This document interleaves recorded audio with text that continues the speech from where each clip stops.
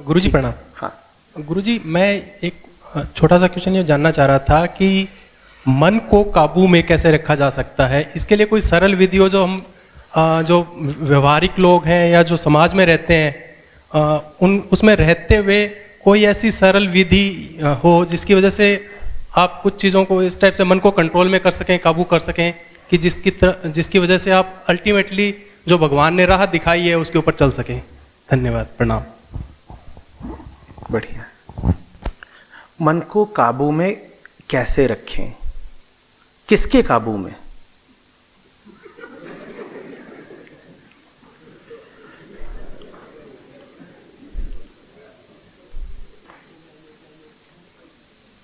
कौन है जो मन को काबू में रखना चाहता है? ये धुरंधर कौन है? कहिए, ये मैं कौन है जो मन को काबू में रखेगा?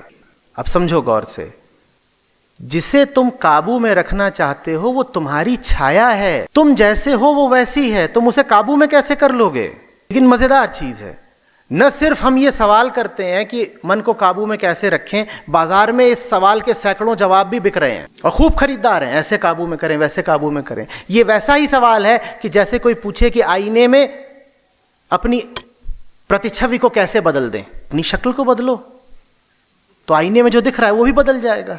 मन मैं का मौसम है, मन मैं के इर्द गिर्द की गतिविधि है। मैं जैसा होगा उसके इर्द गिर्द की गतिविधि भी वैसी होगी, उसका नाम मन है। मन निर्धारित ही इस बात से होता है कि तुमने अपने आप को क्या समझ रखा है, क्या बना रखा है, मैंने किससे आसक्ति जोड़ रखी है। तुम अगर अपने आप को गलत समझते हो तो मन ठीक कैसे हो जाएगा? तुम अगर जाकर खड़े ही कीचड़ में हो गए हो तो आसपास खुशबू का माहौल कैसे रहेगा? कोई कीचड़ के बीच खड़ा होकर के पूछे कि ये सब बदबू कैसे बदली जाए, कैसे हटाई जाए, बदबू काबू में कैसे की जाए, तो मैं कहूंगा बदबू को छोड़ो, जहां खड़े हो वहां से हटो। तुम जहां खड़े हो बदबू वहां की अनिवार्यता है, लेकिन जिद तुम्हारी पक्की है। तुम कहते हो हम वहीं खड़े रहेंगे जहां हम हैं, बदबू नहीं आनी चाहिए। ये नहीं हो सकता। तुमने अपने आप को जो बना लिया है उस कर्म का फल है मन का उपद्रव। तुम बदल जाओ, मन बदल जाएगा। मन माने क्या? मन से तुम्हारा आशय होता है चेतना। मन से तुम्हारा आशय होता है भीतर से जो भावनाएं उठती हैं, विचार उठते हैं, प्रतिक्रियाएं उठती हैं, इन्हीं सबको तुम मन कहते हो। तुम ये देख ही नहीं रहे कि ये सारे विचार किसको उठते हैं, ये सारी भावनाएं, ये प्रतिक्रियाएं किसको उठती हैं? तुम्हें उठती हैं। इनके केंद्र में तुम हो। समझो, तुमने अगर अपनी परिभाषा ही यही रखी है कि मैं वो हूं जो कमजोर है और जिसको सहारे की, सुरक्षा की जरूरत है, तो मन का माहौल हमेशा किसका रहेगा? मन का माहौल भय का रहेगा, डरा डरा रहेगा। अब तुम कहो कि मुझे डर को काबू करना है, जैसे तुमने पूछा ना मन को काबू में कैसे करें। अब मन में डर घूम रहा है और तुम कह रहे हो मुझे डर को काबू करना है। डर को तो मुझे काबू करना है, लेकिन मेरी पहचान यही है कि मैं वो हूं जो कमजोर है। अब अगर तुम कमजोर ही हो तो डर को काबू में कैसे कर लोगे भाई? तुम अपने आप को कुछ बना करके जीवन में घूमते हो, रमण करते हो। जो तुमने अपने आप को बना रखा है उसको समझो, गौर से देखो कि क्या बना रखा है। और जो कुछ तुमने अपने आप को बना रखा है वो तुम्हारे लिए परेशानी का ही कारण बनेगा। अध्यात्म है तुम्हें समझाने के लिए कि या तो अपने आप को पूरा कर दो या अपने आप को खत्म ही कर दो।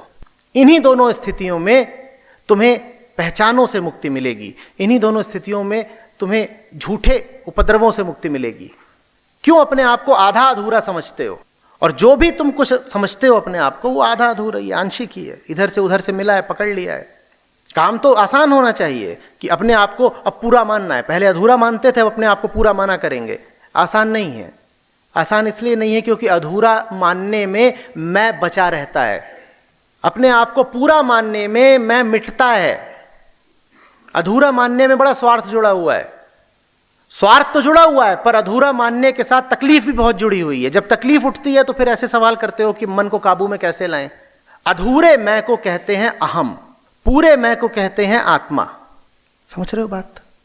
जब तक कहते रहोगे कि मैं कौन हूं, मैं ये हूं, मैं ये हूं, मैं ये हूं, मैं ये हूं, मैं ये हूं, तो मन तुम्हारी इसी परिभाषा के अनुसार निर्धारित होता रहेगा। फिर शिकायत मत करना, बोए पेड़ बबूल आम कहां से खाए।